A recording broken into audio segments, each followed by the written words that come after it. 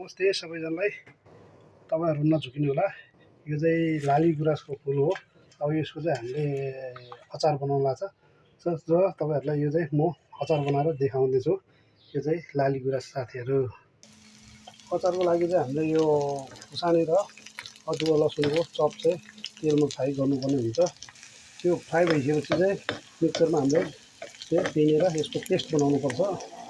कि अदुवा लसुनको फ्राई गरेको पेस्ट हो यो चाहिँ। अब यो चाहिँ हामीले यो गुराँसको फूलमाथि हालेर यसलाई मजाले सार्ने। यो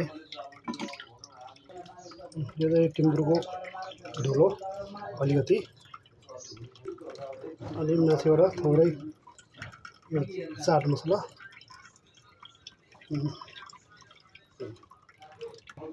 अब यसलाई चाहिँ सार्ने साथीहरु।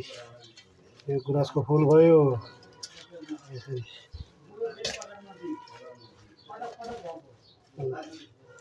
अब यसलाई चाहिँ मजाले भित्र सबैतिर यसको मसलाहरू पुग्ने गरेर सार्ने। ल यो लाली गुराँसको अचार चाहिँ रेडी भयो साथीहरु। एकदम खट्टा मिठा पुरा पिरो एकदम दामी भन्छ साथीहरु।